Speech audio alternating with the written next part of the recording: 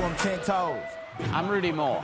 I've taken a lot of businesses to millions of dollars. I've worked with thousands of businesses one-on-one. 60-Day Hustle. It's out now on Amazon. What inspired you to create this program? Several of them did more revenue in 60 days than they'd done in the last 6 months. What do you think makes a good, not brand, but product? What do you think is misunderstood about being an entrepreneur or having a brand? Well, I love that question. Did you help come up with the casting before the show, or how did you pick the 12? Yeah.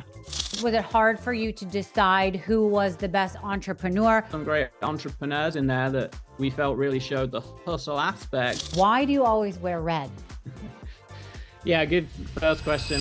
Welcome back to Misunderstood. I'm Rachel Yucatel. Today's guest, Rudy Mawer. He's a successful entrepreneur, marketing expert, and CEO renowned for his ability to scale businesses and generate millions in revenue. He's worked with top athletes and influencers to help them grow their online brands, and now he's making waves with his new reality hit show, 60-Day Hustle, on Amazon Prime. Today, he's joining us on the show to talk about 60-Day Hustle, where he shares his journey and the strategies behind building and managing successful ventures. The show takes viewers behind the scenes, offering a rare look into the world of entrepreneurship as Rudy and his team help struggling businesses turn things around in just 60 days. And if you're an aspiring entrepreneur, 60-Day Hustle is a must-watch. Rudy provides valuable insights into what it takes to succeed in today's fast-paced business environment, from digital marketing strategies to staying focused on your goals, even when times get tough. Rudy's appearance on today's show will be packed with actionable tips and inspiration for anyone looking to make their mark in the business world. Let's go with Rudy Mawer.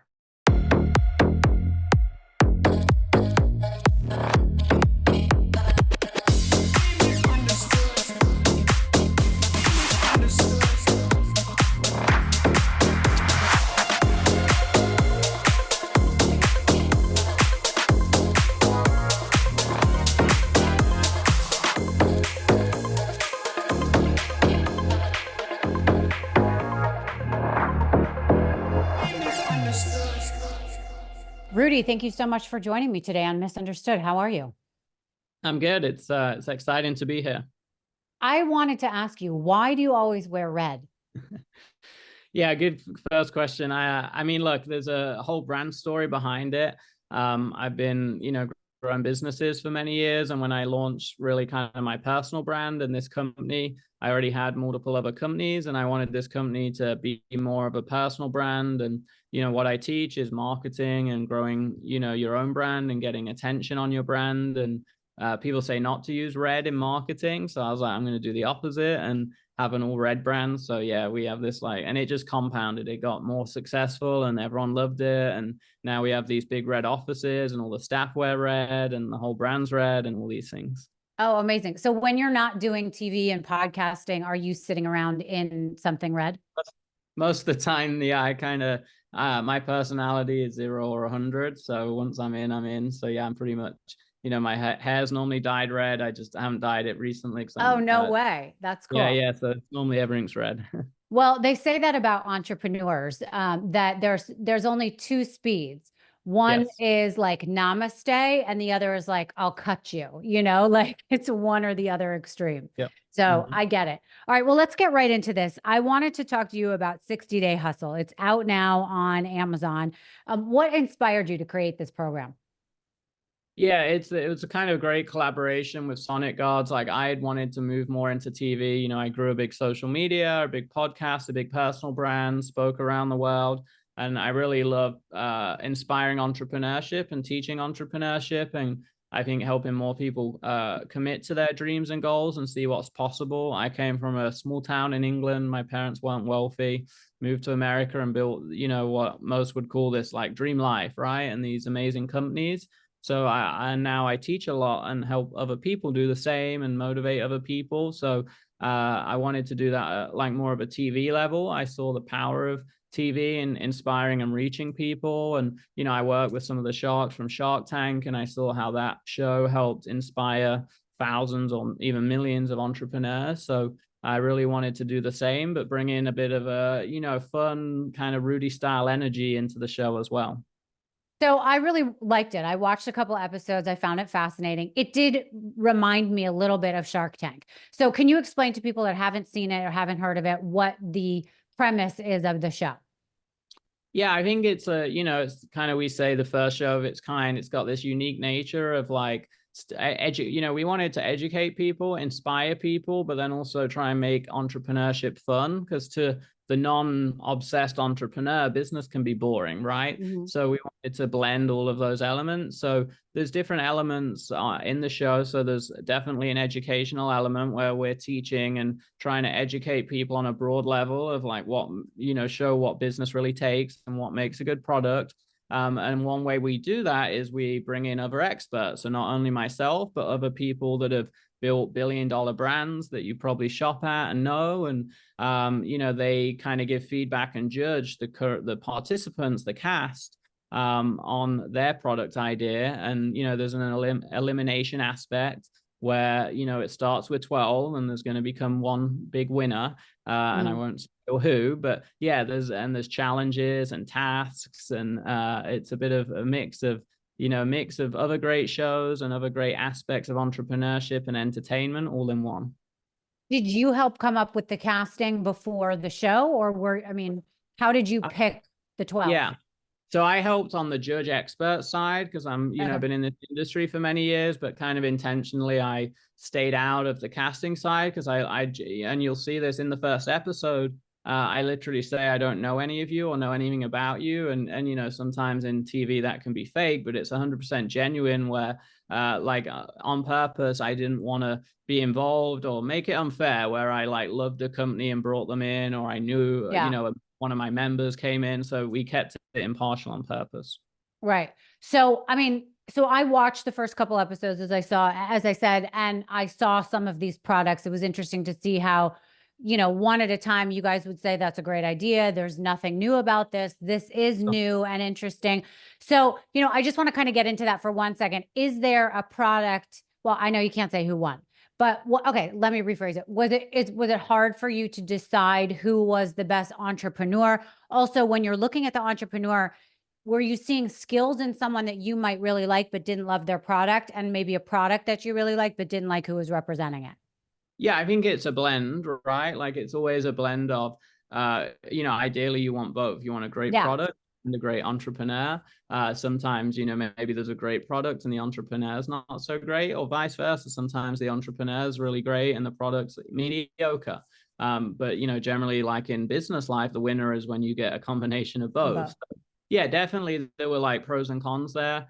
And I think later down the line, like as the timeline progressed, you got to know the entrepreneurs and their products much better, right? And obviously in the first episode, when you first meet people and you get to hear a minute pitch, you have to make a quick judgment, and it's not always the right judgment, right? Like sometimes reading a book by its front cover gives you half a story, but that's also reality in business, right? If someone sees a Facebook ad or an Instagram post or a influencer shout out or a billboard or a TV ad, they're making a judgment on 5, 10, 20 seconds of information. So it's kind of accurate in a sense. So yeah, there were definitely some products in there that we thought were more unique. And there were also some great entrepreneurs in there that we felt really showed the hustle aspect. And generally those people did well in the show. Right. What kind of results have you seen, or not you, but the participants seen since they've done the show?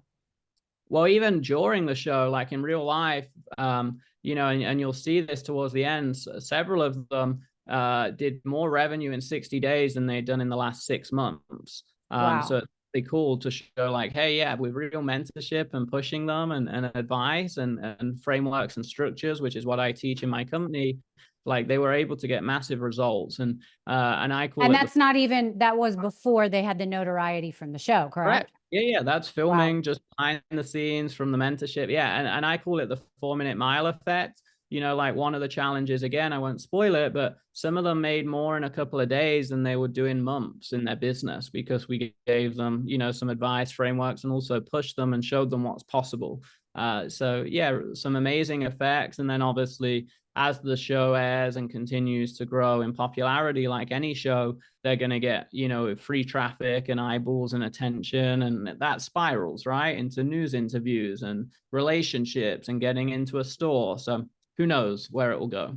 Right. So exposure to next level thinking, I think, is everything. Like having a mentor like you, some of the other people that were on the show helping them, it's probably invaluable experience. So while we have you on our show, I want to ask you a couple questions. First of all, what do you think makes a good, not brand, but product?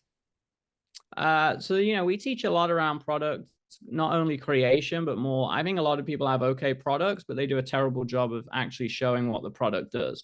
So I think the first thing that I always teach people, especially because I specialize in online, you know, marketing, social media promotion, right? Because that's, in my eyes, the future. You have to grab someone's attention in the first few seconds and make it really clear. So I really like products where within a few seconds, it's like, wow, this is cool. I want to go further down the rabbit hole. And a lot of products don't have that. And I think a lot of entrepreneurs foolishly think that because they love their product, everyone else is. It's like, no, everyone's selfish. They don't care about you or your product unless they believe it could help them. So I really think the first thing that makes a great product is actually, is it easy to understand and can actually really help someone and make someone stop and go, okay, I want to learn more about this. Yeah. I want to talk about your advice for online, for marketing. Online, you said, is what your forte is. So let's talk about, for people that do have a product, and it doesn't, I don't want to just talk about things that are tangible products, like a thing you're selling, but maybe a book, whether it's or a podcast, for example. When people are trying to get the word out, can you give us some strategies for what the best way is, either when they have a budget or when they don't have a budget as well? Yeah, and I'll say, look, the caveat or precursor is for 4 years, I failed to learn this when I first started. And I studied it and I tested everything and I geeked out on every podcast, course, book, event, seminar possible. And by 25, 26, I made my first $1 million selling literally a book and a course and education product. And then, you know, we took that to over 10 million over the next few years. And then tens of millions now through my company. So, you know, and I'm just saying that to point out, like, I didn't start with this, like, you know, born understanding paid ads or social media or marketing. I literally failed for many years and figured it out after a lot of learning and trial and error. So, yeah, I think selling books, courses, education, podcasts, anything, whether it's paid or organic, like, I always believe there's two ways to grow your business. You've got paid and organic. And either way, you're going to pay, because even if you do organic, you're paying with your time to create the content, time to make the content, edit the content, maybe paying an editor to help edit videos, right? That's all time where you could do other things to make money and put money into paid ads. So I am a proponent of paid ads because I think it's the quickest way to build $1 million plus company. And organic, as most of us know, it's not like you start a new account, post 20 times and get millions of views. Like, most platforms are made to be paid to play, like, or Instagram, Twitter, all of these platforms, they only survive from paid ads. That's what funds it, because it's a free platform. So I think combining the two is the most important, and not being afraid to pay money and spend money. And as the old saying goes, you've got to spend money to make money. So having an organic strategy, which is actually reverse engineered around virality, around hooks, around shareable content, around stuff that will actually make it reach millions of people or thousands of people. And then combining that with a paid strategy where you don't lose money, you make money, because that's the point. Paid ads is the way to go. Okay. So if somebody has the budget to do some paid ads, where would you look first to be putting those ads? Yeah, I think it's really simple. It's, where is your avatar hanging out, right? So if your customers are all on TikTok, there's your answer. If your customers are all on LinkedIn, there's your answer. If your customers are on Facebook and Instagram, there's your answer. And then also understanding your product. There's two types of paid ads. You can categorize them very well.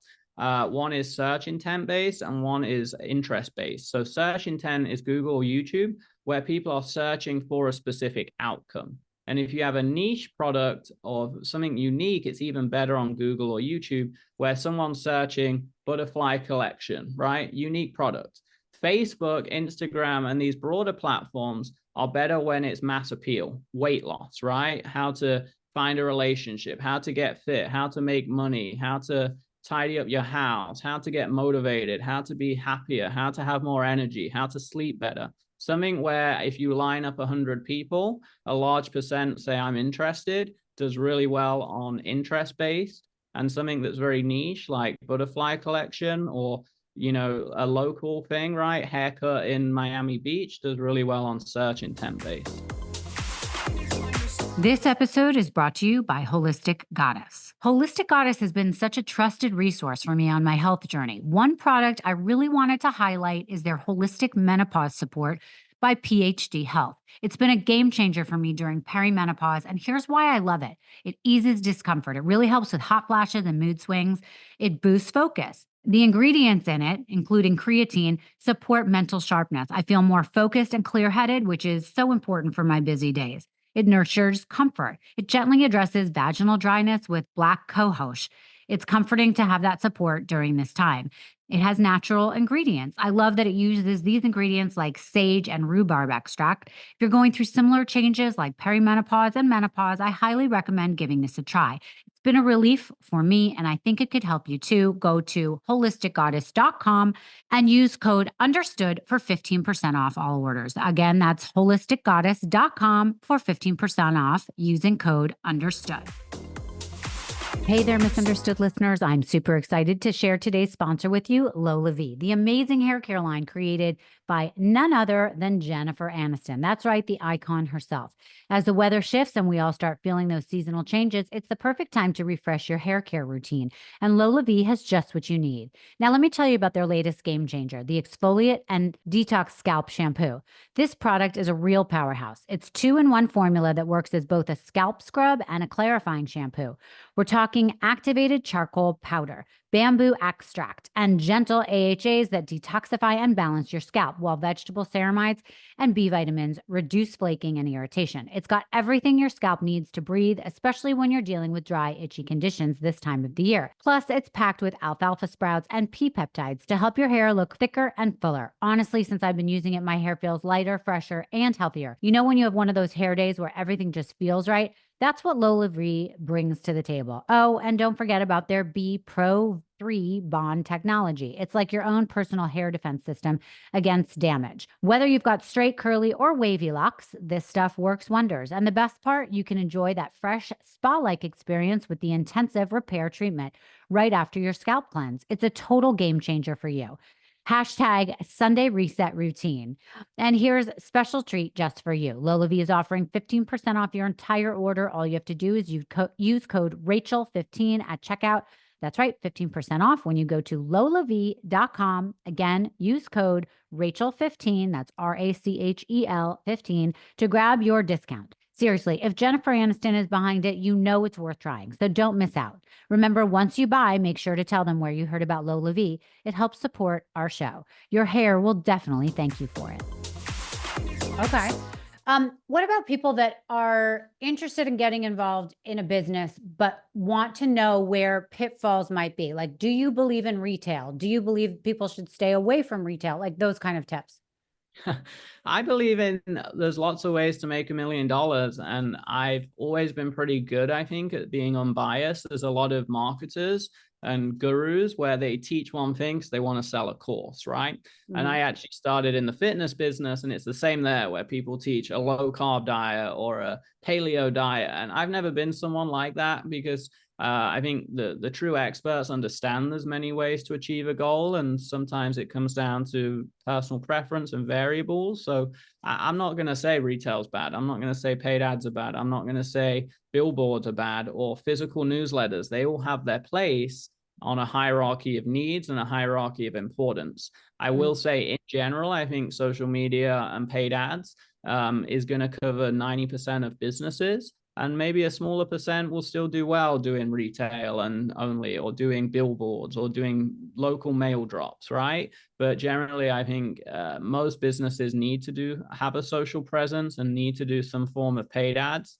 And also remember, when I say paid ads, I mean paying to get attention. So if you pay for someone to deliver 5,000 pieces of paper through a letterbox, you're paying to advertise. If you pay for a billboard, you're paying to advertise. If you pay an influencer to do a shout out, you are paying to advertise. If you pay to run an ad on Facebook, YouTube, Google, TikTok, LinkedIn, Twitter, you are paying to advertise.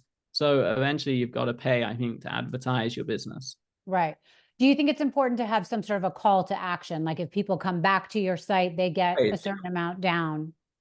Yeah, I mean, that's the only way to do it, right? The people that say paid ads don't work because we get thousands of customers, when often when we look at it, it's like saying, oh, water doesn't hydrate you, but if you don't drink it, well, that's why, right? If you've got a leak in your bottle and you're tipping the water in your mouth, but there's the hole in the bottom of the bottle, of course you're not going to get any water in. It's the same with advertising and promotion. If you just go on Facebook after this podcast, set up a bunch of ads, and you don't have a clear offer, a clear hook, a clear deliverable, a clear outcome, a clear landing page, a great video ad, a great upsell, a great cross-sell, a great email follow-up, a great SMS follow-up, a great sales team. If you don't have those things, then yeah, paid ads aren't going to work because your business isn't structured right. You have to have the system in place where paid ads is just like water, and it has to go through a plumbing system and come out the other end. If you have a bunch of pipes missing and holes, then it's not going to work. So yes, absolutely, you need a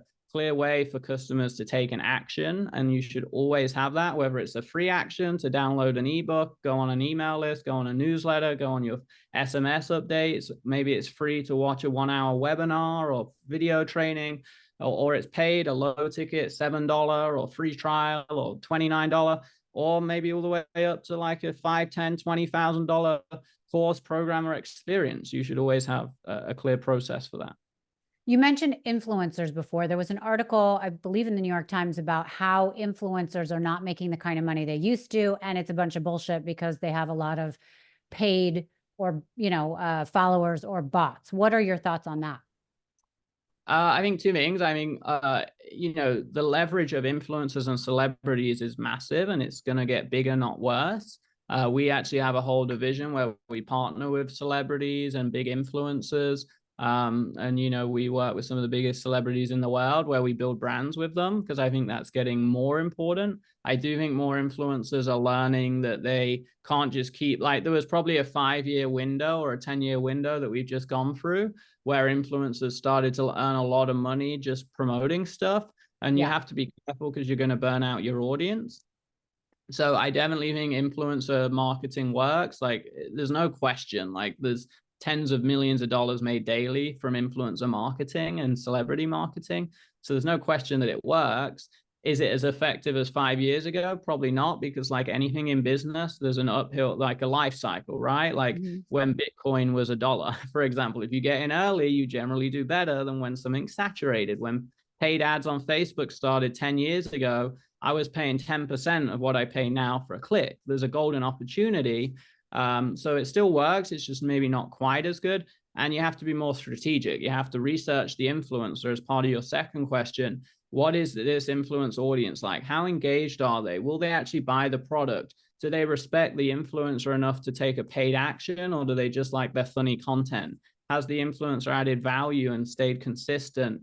Does the demographic, to your second point, match what I want? Are they a bunch of followers in India, or are they genuine followers in my niche, right? And the country that I want to advertise in that will buy my product. So you have to do your research. Okay. I'm assuming there's a lot of spokes to what you teach. Marketing is a huge spoke. What are the other spokes that make a good brand and make a business succeed? Yeah, I mean, we have higher level programs where it's like $50,000 or $100,000, and we take our clients and entrepreneurs through all the other spokes. So we normally, in our entry level programs, we start with marketing and building your brand, right? The foundation, social media marketing, having a clear offer, basic marketing strategies. After that, you need all the other things that you don't learn as an entrepreneur unless you learn the hard way. Like, I grew my company to over 100 staff, and you go from like being a solo entrepreneur to a marketer to like a CEO, where now it's financial management, it's HR, it's culture, it's recruitment, it's SOPs, it's legal. it's systems, frameworks, it's KPI tracking, it's expansion, right? So yeah, all of those things are really important. And I think just to add, like, to me, marketing and sales are two of the most important things to start. Like, to me, sales is more like phone sales or actually selling like that, and marketing is the promotion and the landing pages and the ads and all of those things that turn into sales, right? So marketing and sales will get you started, and then eventually you'll need teams, systems, operations, HR, finance management, and all of those other things. Right. Can we just talk about what you think is misunderstood about, being an entrepreneur or Cool. having a brand? What would Yep. you say are some of the things that you want to correct in people's minds? Well, I love that question because part of the show actually tries to answer that. Because I think, to like, I only really hang out with entrepreneurs now because I moved to America and really just came into this entrepreneurial circle. But I know that, a lot of quote unquote normal people that work a 9 to 5 that don't understand entrepreneurship, I think they think it's this like, you either come from money or you get lucky and make millions of dollars and live this like crazy life. But what we try and show in the actual show is it's not all sunshine and rainbows. And I think entrepreneurs risk way more than a normal person. They go through way more stress. And look, the average 9 to 5er, they finish on a Friday night and they don't really think about work until Monday morning. The average entrepreneur has sleepless nights because their employee just quit, or a big client canceled, or someone stole from them, or they got a cease and desist letter, or whatever, right? 1,000,001 things that lets them down. So, like anything in life, entrepreneurs make a lot more sacrifice. They have a lot more uncertainty. They take a lot more stress on, but it also, on the flip side of that is they have way more fulfillment than the average person that doesn't love their job.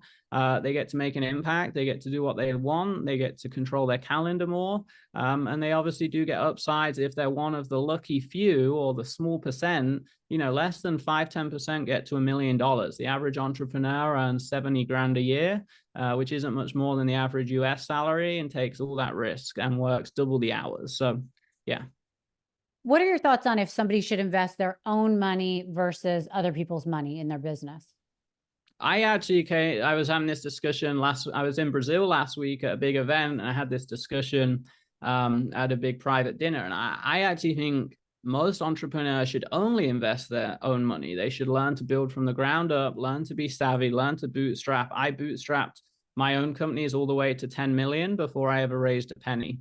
And even the small raises I've done is like a couple of percent of like for side projects, right? And celebrity deals. Oh, wait, I want to be clear for people that are listening. You didn't start with 10 million. You started with what you had, and then Zero. everything you made, you put it back in. Yes. Right? Yes. Yeah, I started with zero. Parents weren't rich. I worked 2 jobs, 80+ hours a week, lived below my means, biked in the freezing cold rain in England to save money on gas just to put back into my business, reinvested every penny, lived in a crappy apartment when all my friends that had jobs earning way less than me had way nicer apartments. I remember one apartment wall didn't even have, when I first got to America, it was all brick. My friends were like, you live in like a prison cell. And I put in the grind to get where I am today. Now I have an oceanfront condo in Miami Beach. So like, I've rewarded myself now, but that's after 13 years of hustling. So to answer the question, I think you should hustle. I think you should bootstrap, and then raise capital when you actually become a seasoned entrepreneur. Because if not, it's like I always say, raising money if you're not experienced is like giving an 18-year-old a $300,000 Lamborghini and saying, off you go, have fun, versus them running a car, and then maybe when they're older, getting a nice car. Right. It's so true. I love that you said you lived below your means, because I feel like so many Americans live above their means. And even if they're, making $80,000, all of a sudden they think they're rolling in dough, and they spend like that because they're creating this debt, and they don't want anyone to know what their, real bank accounts look like. And I think that is a huge part of the problem, especially in America.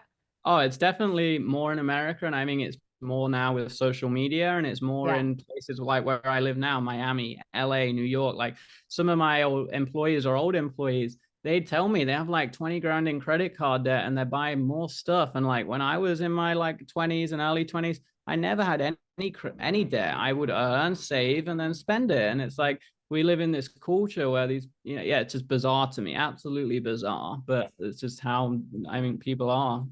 And my last thing I wanted to touch on was the importance of failing. I think a lot of people are scared to make mistakes because they think they'll never get up, or they're afraid of what people will say.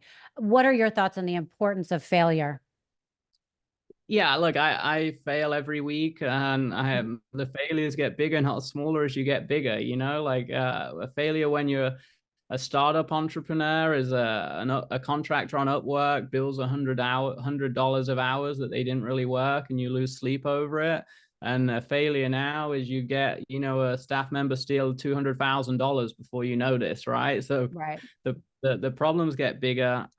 You just get better equipped at handling them. I've sat with billionaires where we're playing tennis or sport 1 minute, the next minute they're on a call, they come back an hour later and say, sorry, I was just making a decision about a $200 million company we might have to close down. So look, it's never going to get easier, just you get better equipped with it, and you have to accept it. And gold medalists in the Olympics train for 4 years and then get sick the day of the race, or hurt their ankle, or lose their water bottle and fail. And that's what it takes. And it's important to learn those lessons so you don't repeat them in the future. Yeah. I mean, look, you obviously want to limit failures, and that's what mentorship, coaching, following systems, frameworks, and learning from people that have been there. Obviously, it helps condense that. But I don't think there's ever this thing where you won't fail, because part of our human nature is we have to experience things. We can't just learn things. And I've learned this, like, even when someone tells you something, until you really, truly experience it, you have to go through that as a human being. I feel it's in our DNA before we actually learn. So you have to combine mentorship with experience. Great. I know you're going to be in Vegas this weekend doing Practice Your Pitch with Damon John from Shark Tank. What else can we expect in the near future that people could possibly sign up for to get more time with you?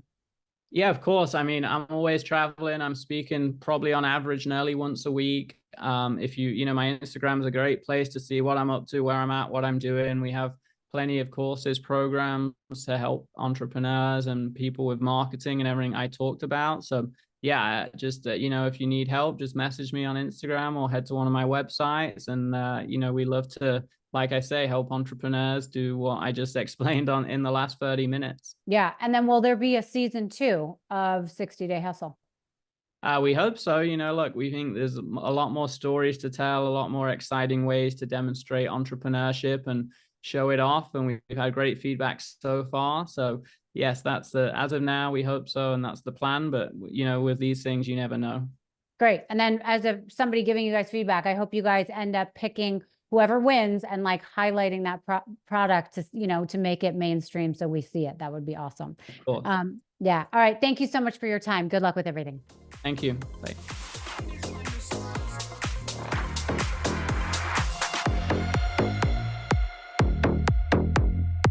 Thank you so much for listening to Misunderstood. I'm your host, Rachel Yucatel. Please be sure to subscribe to the show and give us a 5-star rating and review. You can support the show by joining our Patreon at patreon.com/misunderstood with Rachel Yucatel. Do you have ideas for the show or want to reach out? Email us at info misunderstoodpodcast@gmail.com. That's spelled MISS understood. Thank you so much, and I'll see you next time.